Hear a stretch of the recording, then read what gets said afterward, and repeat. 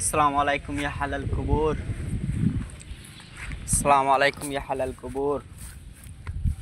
তো এদিকে আসলাম গাইস, এদিকে হচ্ছে আমাদের মসজিদের কবরস্থান, ওইদিকে আসলাম। দেখেন কবরগুলা কত সুন্দর পইরা রয়েছে, ঠিক আছে। মেঘ বৃষ্টির দিন, এই বৃষ্টির দিনে আমি একটু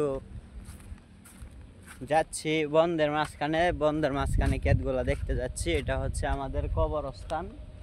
তো দেখেন কত সুন্দর এই বৃষ্টির দিনে। আমি না হয় বৃষ্টির দিনে বন্ধে একটু কাজ আছে দেখে আমি কাজে যাচ্ছি, ঠিক আছে।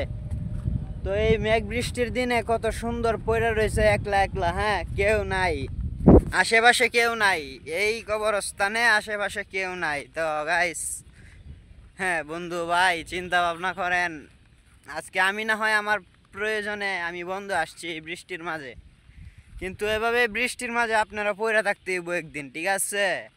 আপনারা একলা একলা পইরা থাকতে হইব, ঠিক আছে। তারপরেও মানে আমাদের বিবেকে কোনো কিছুই ঢুকে না, ঠিক আছে। যে আসছিলাম একলা, চলে যেতে হইব একলা, কোনো কিছু নিয়ে যাইতেই পারবো না।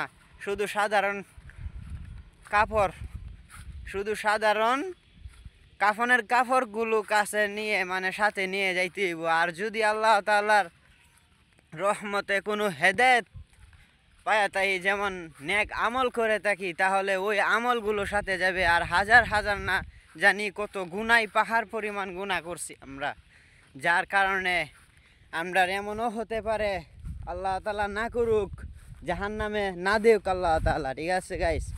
তারপরেও দেখেন আমাদের মাথায় ঢুকে নাকি, হ্যাঁ। এই যে আমি বন্ধ, পুরাটা বন্ধের মধ্যে একলা গাইস, দেখতে পাচ্ছেন সন্ধ্যা হইতাছে, প্রায় মাগরিবের আজান পড়ে গেছে গা, আমি এখনো সন্ধ্যায় বন্ধের মাঝখানে।